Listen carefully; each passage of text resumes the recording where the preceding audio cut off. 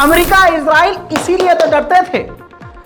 ये अल्लाह की रजामंदी ही है, ये कुदरत है और ये एजुकेशन की पावर है। जिस ईरान पर सबसे ज्यादा पाबंदी लगाई गई, वो ईरान पाबंदियों के बाद आज इतने बड़े प्लेटफॉर्म पर आकर खड़ा हो गया है कि दुनिया का सबसे ताकतवर मुल्क जो अपने आप को सुपर पावर कहलवाता है, अमेरिका, उससे कांपता है।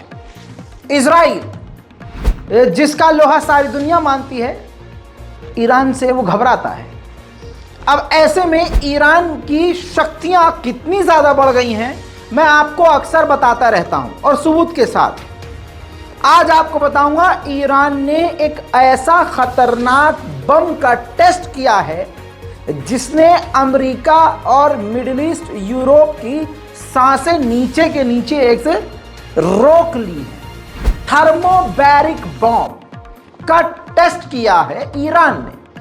थर्मोबैरिक बम क्या होता है आपको बता देता हूं। जब यह थर्मोबैरिक बम कहीं जाकर गिरता है और जब फटता है, तो फटने से तो नुकसान होगा ही, लेकिन इसके अंदर ऐसी खतरनाक शक्ति होती है कि आसपास के दूर के इलाके, यानी एक बड़े रेडियस को, पूरे इलाके को, जहां तक इस धमाके की जो गर्मी जाती है, वो उस पूरे इलाके के ऑक्सीजन को, हवा को आग में यानी हीट में तब्दील कर देता है। जो हवा में ऑक्सीजन होता है वो इतनी गर्म हो जाती है कि आदमी अगर उसकी चपेट में आए तो वो झुलस जाता है। ये है थर्मोबैरिक बम, जिसका कामयाबी से परीक्षण ईरान ने कर लिया है और इस मिसाइल और इस बम का नाम फज्र 5 रखा है। जी हां, आइए टेस्ट देखते हैं।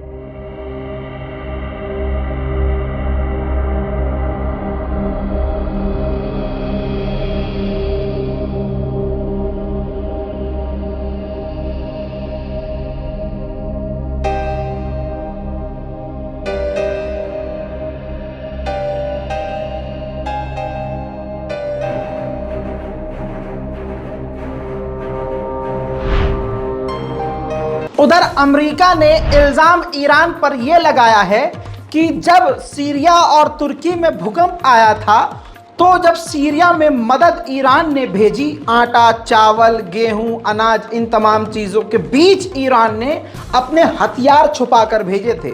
उन्हीं हथियारों का इस्तेमाल सीरिया में मौजूद हमारे ईरानी मिलिट्री बेस के खिलाफ किया जा रहा है। उधर ईरान के टॉप जनरल ओमान पहुंच गए हैं। ईरान अब ओमान के जरिए ट्रेड की बातचीत कर रहा है। नॉर्मलाइजेशन पहले से है, कई तरह की डील दोनों देशों के बीच में होने की संभावना है। अब दोस्तों, ईरान में फिर से बवाल छिड़ने की संभावना है। कैसे, मैं आपको बता देता हूं। इन 3 तस्वीरों को जरा ध्यान से देखिए। ये तीनों तस्वीरें वायरल हुई हैं। ईरान के शिराज के इलाके में मैराथन थी, जिसमें ये महिला बेहिजाब और वेस्टर्न ड्रेस में दौड़ती हुई, भागती हुई नजर आ रही है, जिसके बाद कई तरह के सवाल खड़े हुए हैं। वहीं मेरे दोस्तों, इसके बाद ईरान के स्पोर्ट्स हेड हाशिम साइमी ने रिजाइन दे दिया है और उम्मीद ये जताई जा रही है कि इन महिलाओं के खिलाफ जल्द ईरान कार्रवाई कर सकता है। वहीं दोस्तों, जो खबर मैंने आपको कल और परसों बताई थी कि ईरान ने अमेरिका के 2 वेसल्स को सीज किया है, उसकी सैटेलाइट इमेज भी आ गई है। इस रिपोर्ट में आप देखिए, सैटेलाइट इमेज आपके सामने है, जिसमें अमेरिका के 2 जहाज़ों को सीज किया हुआ है और ईरान इसको छोड़ नहीं रहा। अब बंदर अब्बास पर इस ईरान ने दोनों अमेरिकी जहाज़ को सीज करके रखा हुआ है और अमेरिका के बार बार कहने के बावजूद ईरान उनको रिहा नहीं कर रहा। दोस्तों उधर बड़ी खबर यह है कि ईरान के राष्ट्रपति इब्राहिम रईसी ने कहा है कि हम अपने दोस्तों और साथियों यानी एलाइज के साथ नॉर्मलाइजेशन के साथ साथ उनके साथ बिजनेस करने के लिए भी प्रतिबद्ध हैं। हम उनके साथ ट्रेड और बिजनेस जारी रखेंगे। उधर दोस्तों ईरान एक बार फिर से कंट्रोवर्सी में आ गया है क्योंकि पिछले 10 दिनों में उसने 42 लोगों को, कैदियों को फांसी की सजा सुना दी है। रिपोर्ट के मुताबिक हर 6 घंटे में एक कैदी को ईरान फांसी दे रहा है। वहीं दोस्तों बात करें इजराइल की तो इजराइल में ये काफी लंबा समय निकल चुका है और यहूदी अपनी ही सरकार नेतन्याहू के खिलाफ, प्रधानमंत्री नेतन्याहू के खिलाफ सड़क पर उतरकर लगातार 24 घंटे प्रदर्शन कर रहे हैं। अब इजराइल के अलग अलग शहरों का यह प्रदर्शन आपके सामने रख रहा हूं जो खुद नेतन्याहू के खिलाफ है।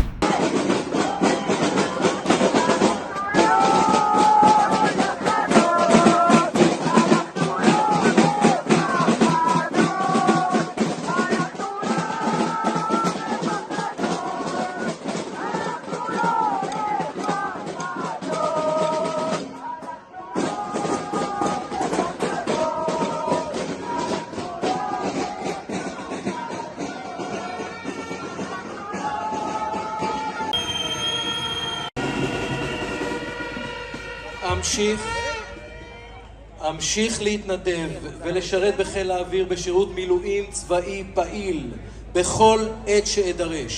של 2023, הנתון הנמוך ביותר מאז 2019. ביום שלישי, כן, זו בושה גדולה.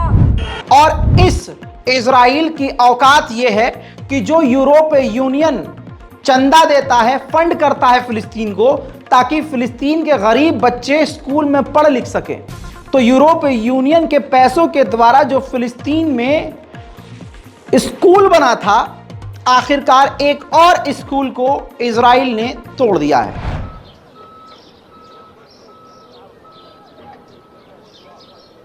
No!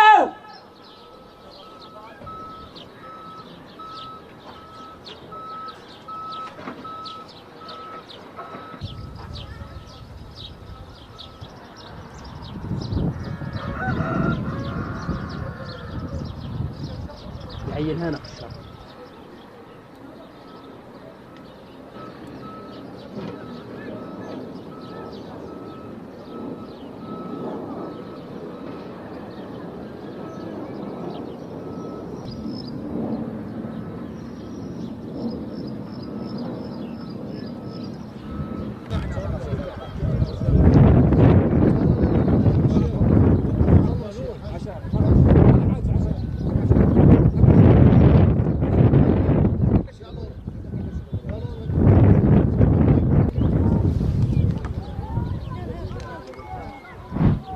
फिलिस्तीन में काम करने वाले एक्टिविस्ट ने जो रिपोर्ट शाया करी है वो डराने वाली है। रिपोर्ट के मुताबिक हेब्रोन के इलाके में, फिलिस्तीन के इलाके में 70 फिलिस्तीनियों के घरों पर यहूदी झुंड कब्जा कर सकते हैं। ऐसे में यूएन ने भी अपनी औकात दिखा दी है। यूएन जो मानवता का संगठन माना जाता है, इस संगठन ने फिलिस्तीन के मुद्दे पर अपना पिछवाड़ा दिखा दिया है। यूएन के द्वारा खाना पानी यानी फूड जो प्रोग्राम चलाया जाता था फिलिस्तीन में, 2 लाख बच्चों को, गरीबों को खाना दिया जाता था। अब यूएन ने फिलिस्तीन से कह दिया है कि भाई साहब हम आपको नहीं दे सकते, हमारे पास फंडिंग की कमी है, पैसे की कमी है। इसके अलावा दोस्तों 10 साल के एक छोटे से फिलिस्तीनी बच्चे को इजरायली कुत्तों ने सेलवान के इलाके से गिरफ्तार कर लिया है।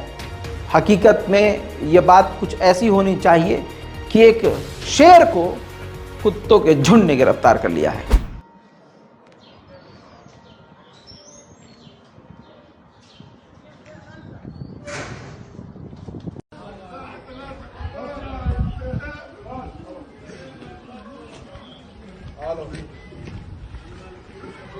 خافش يا عمر خافش لا جدع جدع الو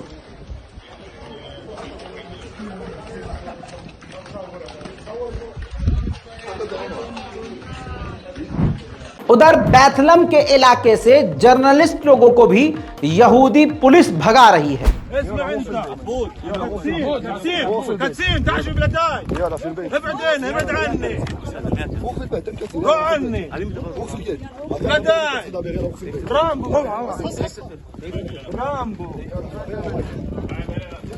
كتسين تعال شوف تعال شوف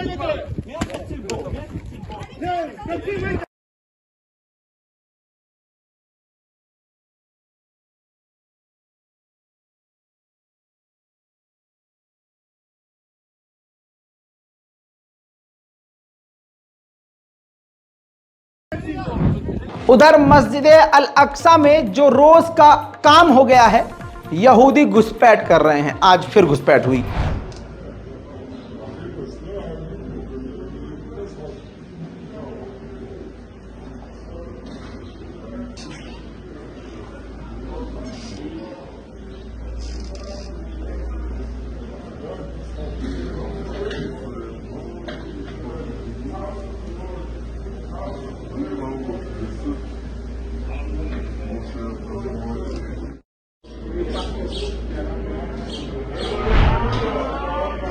उधर फिलिस्तीन अथॉरिटी के पीएम ने कहा है इंटरनेशनल कम्युनिटी से कि आप निंदा कीजिए जिस तरह से कानून का सहारा लेके फिलिस्तीनियों को यहूदी सरकार कत्ल कर रही है। हमास के पास इजराइल के कुछ यहूदी कैदी हैं। खबर यह आ रही है कि हमास इजराइल में अपने जो फिलिस्तीनी कैदी हैं उनके बदले इजराइलियों की अदला बदली करना चाहता है। दोस्तों, साइप्रस एक अलग देश है और साइप्रस की सबसे बड़ी जो एयरलाइंस थी उसको लेबनान ने बैन कर दिया है। वजह यह है कि वो जो साइप्रस की एयरलाइंस है उसके ज़्यादातर शेयर्स इजराइल ने खरीद लिए हैं, जिस वजह से लेबनान ने उस एयरलाइंस को ही बैन कर दिया है। चुनाव का माहौल तो तुर्की में भी है, लेकिन रजब तैयब एर्दोगान का भौकाल अभी भी जारी है। रजब तैयब एर्दोगान के समर्थन में 17 लाख लोग उनके समर्थन में, उनके चाहने वाले सड़कों पर उतर आए। ये किराए के नहीं थे, ये शराब के लालच में नहीं थे, ये 2-2 हज़ार के लालच में नहीं थे, ये मोही मोही चिल्लाने वाले नहीं थे। ये थे जेन्युइन अपने देश और अपने राष्ट्रपति के चाहने वाले।